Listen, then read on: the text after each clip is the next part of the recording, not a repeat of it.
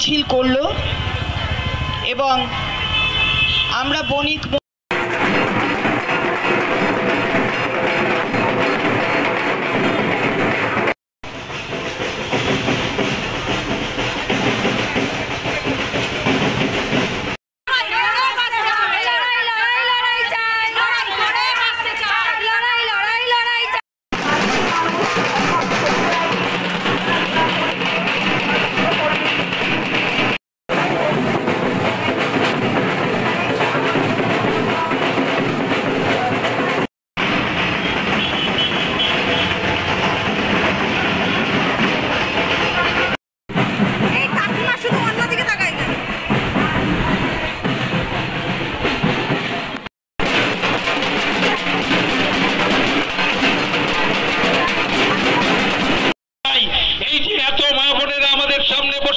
দাঁড়িয়ে আছেন, এদের স্বাধিকার কে দিয়ে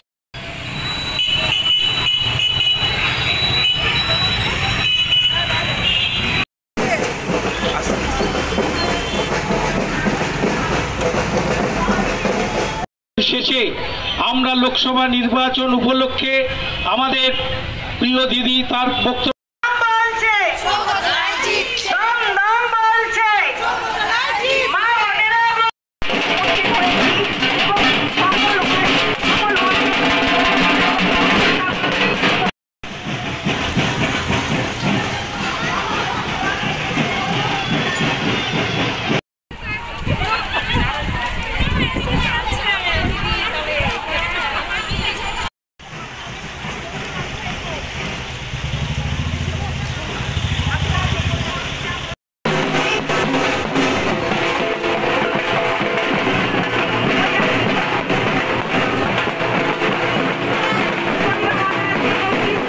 মহিলারা না থাকলে জগৎ তৈরি হতো না, সেটা আমি এই বয়সে আরো বেশি করে উপলব্ধি করতে পারি।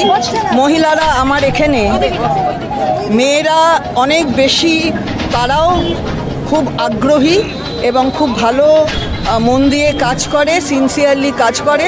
আমাদের কর্মীরা, মহিলা কর্মীরা, পুরুষ কর্মীরাও করে, সবাই মিলে আমরা খুব শক্তভাবে এখানে যাতে আমাদের অধ্যাপক সৌগত রায়, যিনি আমাদের প্রার্থী, তাকে বিজয়ী করতে পারি, সেই জন্য এখানে মহিলাদের সাথে আজকে এটা এখান থেকে সবচেয়ে বেশি লিড দেবো 7টার মধ্যে।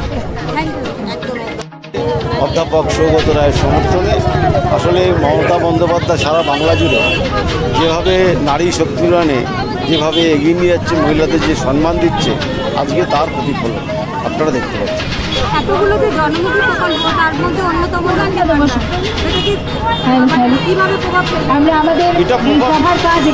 এই ধরনের প্রকল্প আজ পর্যন্ত কোনো রাজ্যে কোনো মুখ্যমন্ত্রী করতে পারেনি, মমতা বন্দ্যোপাধ্যায় সেটা করে দেখিয়েছে। বন্দ্যোপাধ্যায় সৌগত রায়ের জন্য, চন্দ্রিমা ভট্টাচার্যের জন্য, এরপর আর এর কোনো ব্যাখ্যা হয় না। যে মহিলারা একসময় টিভি সিরিয়াল, রান্নাবান্না, সাজ পোশাক, শাড়ি, গয়নাগাটি নিয়ে ব্যস্ত থাকতো, তারা কিন্তু আজকে রাস্তায় নেমেছে। কেন না, কেন্দ্রে যে সরকারটা রয়েছে, ভারতীয় জনতা পার্টির সরকার, যে সরকারটা আপাদমস্তক নারী বিদ্বেষী, নারী হাজার হাজার মহিলা তারা রাস্তায় নেমেছে এবং অবশ্যই আগামী 4 জুন এই নারী শক্তির প্রতিফলন আমরা ইভিএম মেশিন খোলার পর দেখতে পাবো। তার মানে আপনি আশা করছেন যে নিশ্চয়ই আপনারা শুনলেন, চন্দ্রিমাদি বললেন যে মহিলা ভোটারের সংখ্যা পুরুষ ভোটারের থেকে বেশি, অন্তত 110 দমদম উত্তরে 5000 মহিলা ভোটার বেশি।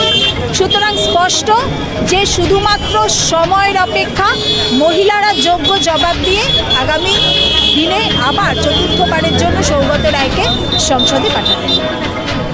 লক্ষ্মীর ভান্ডারে তো উপকৃত ভীষণভাবে, তার সাথে বিধবা ভাতা, তাতেও উপকৃত মানুষ। আশা একদম 100%।